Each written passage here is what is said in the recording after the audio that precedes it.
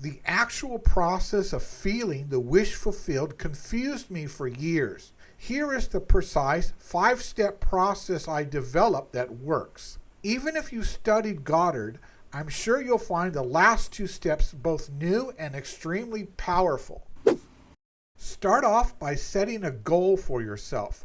There are 2 philosophies on how to do this. 1, set an audacious goal, something that is truly grand, that will totally inspire you. The other option is to set an achievable goal. Often this is a milestone towards a grander goal. This option is great for people like me who have a deep feeling inside that they might not achieve the grandiose goal, and they know they're likely to just give up on it. But if the goal seems achievable, I am much more likely to give it my all.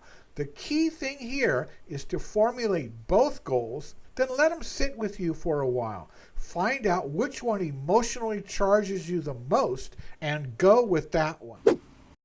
You got your goal, it feels right. Now it's time to create the scene. Your scene is what you experience when you try manifesting. Always focus your scene on your wish being fulfilled. Focus on the destination, not the journey to it. Imagine what it would be like to live in the end. Goddard calls this living in the end. So if you want to earn $1 million, ask yourself, what would I experience? How would it make me feel? Then catch that feeling and focus on how you feel. When I started doing it, I felt like something was wrong because my feeling was not that strong. I was expecting to feel magically drawn towards my goal. If you are strongly drawn towards your goal, great, but it won't happen to everyone. The feeling doesn't have to be strong, but, and here's the important part, it should make you feel like you are a new person. See yourself acting as if the goal has been realized. Imagine you are describing the scene to a movie director who is going to film your experience. Clearly explain it in as much detail as possible. What do you do? Whom do you do it with? Where do you do it? When do you do it? Another pitfall is sticking a time frame on it. Let the universe weave it into your life when the conditions are right. The universe doesn't march according to your beat. Just surrender and give into it, knowing it is coming your way. Here are some techniques I use to help myself create the scene. Visualization. Use very, very vivid details and try to use all your senses. Not only what would you see, but what would you hear? What would you touch? What would you smell? What would you taste? These multisensory experiences find their way into your long-term memory. Create a mental movie. You want to have action in it, like a movie, rather than still photos. Make yourself the main character of it. You're not going to be an observer or a narrator. You're going to see the actions from your perspective. First, start creating only a 20 to 30 second mental clip. Then later, after you develop this and you can replay it easily, then you might want to expand it. The length of it really isn't important. 30 seconds to a minute is fine. Another technique is focus on the feeling that there is no gap between you and your desired results. What you want is on your way. Another is to be grateful. Use the phrase, "Isn't it amazing that I'm rich now?" Imagine telling someone this who thought you would never succeed. And the last technique is find examples from your past when you experienced feeling of the wish fulfilled and relive this feeling.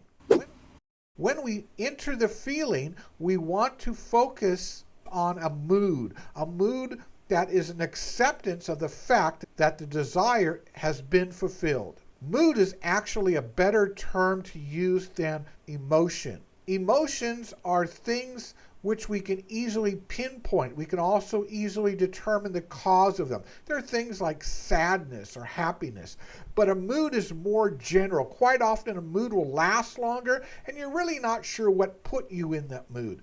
We're aiming for a mood. to enter a state of being, a complete state of fulfillment. Don't try to force yourself into a certain emotion connected to the fulfillment of your wish. Rather, you just want to enjoy the mood that you experience in your imagination while you see yourself experiencing your wish. How to sustain it? Don't worry, it's natural to drift away from the feeling of the wish fulfilled. But success heavily depends on being consistent. So when you do drift away, return back to that feeling as often as you can. The key thing here is this: the state that you, number one, spend the most time in, two, most frequently return to, and three, most strongly identify with, will be the one that will manifest. Let's move on to the final two steps. Do things that make you feel your desire has already been manifested. I start out with small tasks like brushing my teeth, and I ask myself, would I brush my teeth any differently if I were rich? Would I procrastinate less if I knew my dreams were being fulfilled? I list all the small tasks in my daily life that I either don't do the best of my ability or I simply ignore. And I work on these small tasks first. Remember, success comes in cans, not cannots. By focusing on the tasks that you can do, not the ones you cannot do, you will build momentum. And momentum is contagious. It will soon spill over into all the other aspects of your life. Momentum encourages you to do more, spend more time outside of your comfort zone, but most importantly, momentum builds certainty in the feeling of achieving your goals and increase the intensity of your assumption that your goal is coming true. Finally, confirmation. This last part that I've just mentioned are very important parts of confirmation. Confirmation is actively searching for small pieces of proof that confirm you're on the path to success. While affirmations look forward to in the future, confirmations are like looking at the past through a rear view mirror. Every night, think back on your day and record a few clues that will help convince you that you're making progress. This sustains the all-important momentum and electrifies your assumption of fulfilling your goal.